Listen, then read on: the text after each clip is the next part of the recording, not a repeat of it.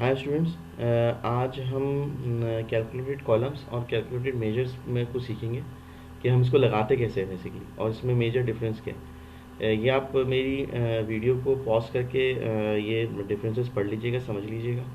बाकी मैं इसका मेजर डिफरेंस बता दूं कि जो डेटा बेस का व्यू होता है, जो डेटा का कॉलम रो का व्यू होता है एक्सेल के अंदर, जब हम वहाँ पे कोई भी फार्मूला पुट करते हैं तो वो उसको बोलते हैं हम कैलकुलेटेड कॉलम। और जो हम मेजर्स के अंदर जाके, यानी कि मतलब विजुअल्स के अंदर जाके कोई फार्मूला हम डायरेक्ट पुट करते हैं, उसको हम बोलते हैं मेजर्स।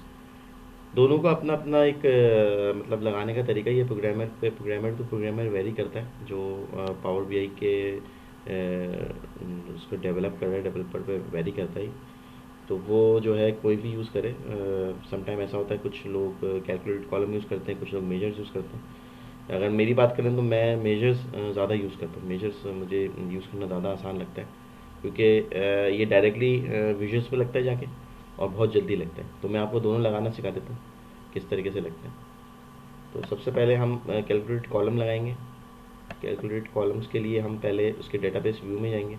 यहाँ पे मेरे पास डेटाबेस व्यू है, एक सेल्स का व्यू बनाया है मैंने यहाँ पे। अब जैसे यहाँ पे देखें, रेवेन्यू का कॉलम है मेरे पास, सही है। रेवेन्यू के कॉलम के अंदर मैंने यहाँ पे फॉर एग्जांपल ये रेवेन्यू आ रहा है मेरे पास, ऐसे ही ये रेवेन्यू आ रहा है मेरे पास। मैं इसको जो है एक टारगेट रेवेन्यू का मैं कॉलम देना चाह रहा हूँ यहाँ पे। तो इस पर सिंपल मैं यहाँ पे क्लिक करूँगा टोटल सेल्स के टेबल के ऊपर, राइट क्लिक करूँगा। राइट क्लिक करने के बाद यहाँ पे मैं आऊँगा अपना न्यू मेजर्स के अंदर, new new column, sorry new column के अंदर। ये मैं कॉलम बना रहा हूँ, मेजर नहीं बना रहा यहाँ पे। जब मैं मेजर बनाऊँगा तो वहाँ पे फिर मैं न्यू मेजर में आऊँगा। तो ये थोड़ी सी वर्किंग करेगा, थोड़ा टाइम लेगा। मेरा सिस्टम थोड़ा स्लो है, तो हो सकता है थोड़ा टाइम ले। तो स्टे विद मी प्लीज़।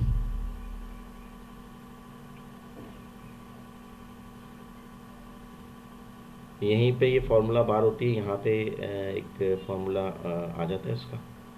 आप जिस तरीके से एक्सेल में आप टाइप करते हैं फार्मूला, बिल्कुल वैसे ही यहाँ पे टाइप करेंगे फार्मूला। ये देखिए, आपने कॉलम बना लिया उसने अभी। जस्ट जैसे ही कॉलम बनाएगा, यहाँ पे कॉलम बाय डिफ़ॉल्ट कॉलम लिखा हुआ आएगा। और हम उसका फिर नाम दे सकेंगे यहाँ पे उस कॉलम का। जैसे वो यहाँ पे इसका फार्मूला बार एक्टिव होगा तो हम उसका नाम दे सकेंगे उस कॉलम का, कोई भी नाम दे सकते हैं उस कॉलम का। देखिए ये बन गया यहाँ पे, कॉलम आ गया यहाँ पे। यहाँ पे बाय डिफ़ॉल्ट वो कॉलम लिखा हुआ आएगा यहाँ पे। अब हम यहाँ से इसको नाम देते हैं कोई। यहाँ पे हम इसको देते हैं टारगेट रेवेन्यू दे देते हैं फॉर एग्जाम्पल। टारगेट रेवेन्यू दे देते हैं। सिंपल है, मैंने कहा भाई रेवेन्यू से जो मतलब रेवेन्यू के 10% में फॉर एग्जांपल टारगेट बनाया। मेरे रेवेन्यू को फॉर एग्जांपल मैंने एक फार्मूला दे दिया, तो दूंगा इसको कि रेवेन्यू का 10% मेरा टारगेट है फॉर एग्जांपल प्रॉफिट का। तो मैं यहाँ पे लिखूँगा ये आर ई रेवेन्यू लिखूँगा यहाँ पे टोटल सेल्स के टेबल के साथ। उस रेवेन्यू का कॉलम वो आएगा, कॉलम का रेफरेंस।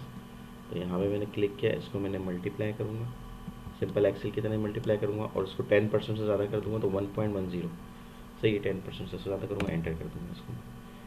जैसे ही मैं इसको एंटर करूँगा, इसकी वर्किंग स्टार्ट हो जाएगी। वर्किंग स्टार्ट करने के बाद यहाँ पे ये रेवेन्यू को मल्टीप्लाई कर देगा 10% से, 1.10 से मल्टीप्लाई कर देगा, 10% उठा के उसका टारगेट दिखाएगा। और अगर सिर्फ 10% दिखाना चाह रहे हैं आप तो 0.10 कर लेंगे, तो आपको उस परसेंटेज का फॉर्मूला वहाँ पे मतलब परसेंट मिल जाएगा, यानी कि 20 समथिंग की क्वांटिटी आ जाएगी वहाँ पे।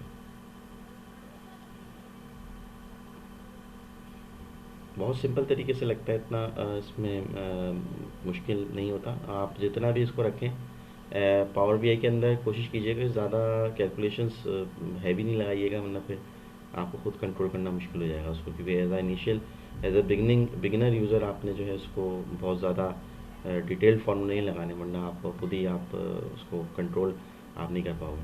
देखें, ये देखिए revenue multiply by target revenue हुआ, यहाँ पे इसको 10% ऊपर करके दिखा दिया, ठीक है। ये तो एक सिंपल इसमें फार्मूला लग गया यहाँ पे, सही है, टारगेट रेवेन्यू का। अब हम दूसरी तरफ जाते हैं, मेजर्स की तरफ। अब हम मेजर्स पे कोई फार्मूला लगाते हैं, ठीक है। मेजर से फार्मूला बेसिकली मैं क्या लगाता हूँ, कोई फॉर एग्जांपल यहीं पे मैं मेजर का फार्मूला लगाता हूँ। अच्छा, मेजर्स के फार्मूला आप इस तरीके से देख नहीं सकते, ठीक है। मतलब उसका रिजल्ट उस तरह से देख सकते, उसका रिजल्ट जो है विजुअल्स पे नज़र आता है। वो जब हमारी आगे की क्या लेक्चर्स होंगे, मैं आपको विजुअल्स पे लगा के दिखाऊंगा उसको। तो उसको मैं अभी आपको फार्मूला लगाना दिखा देता हूँ, मेजर्स का फार्मूला लगाना सिखा देता हूँ। लेकिन जो है आप उसमें वो नहीं लगा, आप देख नहीं सकते, उसका रिजल्ट नहीं देख सकते। रिजल्ट आप जब भी समझोगे जब आप विजुअल्स पे एक्चुअली काम करोगे। वही तरीका है, बिल्कुल टेबल पे आएंगे, यहाँ पे पहले न्यू कॉलम किया था, यहाँ पे आके मैं न्यू मेजर करूँगा, ठीक है। न्यू मेजर पे क्लिक किया मैंने यहाँ पे।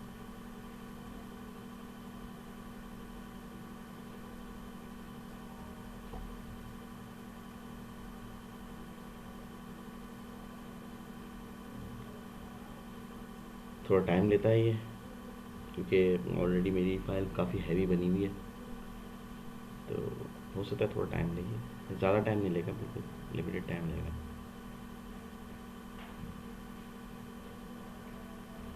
देखिए वर्किंग स्टार्ट हुई, वही उसी तरीके से यहाँ पे एक फार्मूला बार मेरी खुल जाएगी, ओपन हो जाएगी, और मैं वहाँ पे कोई फार्मूला उसका लगा सकता हूँ, मेजर्स बन जाएंगे इसके फिर। वहाँ पे मैंने टारगेटेड प्रॉफिट किया था, वो टारगेटेड रेवेन्यू किया, यहाँ पे टारगेट प्रॉफिट कर देता हूँ फॉर एग्जाम्पल।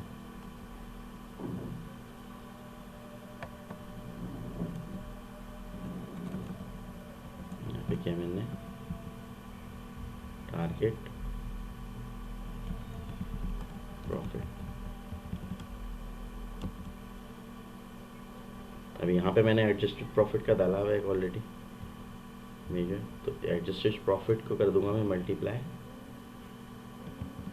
फॉर वही 1.10, सिंपल रखते हैं, कीप इट सिंपल। ये एक फॉर्मूला यहाँ पे लिख जाएगा, सही है। ये एक सिंपल मैंने फार्मूला लगाया यहाँ पे। जब मैं इसको मेजर्स, जब हम विजुअल्स पे आएंगे ना, तो आप इसका भी डिफरेंस भी देख लेंगे। बहुत सिंपल लगता है वो, लेकिन ये है कि इतना सिंपल लगती हैं चीज़ें, लेकिन इतनी सिंपल होती नहीं है।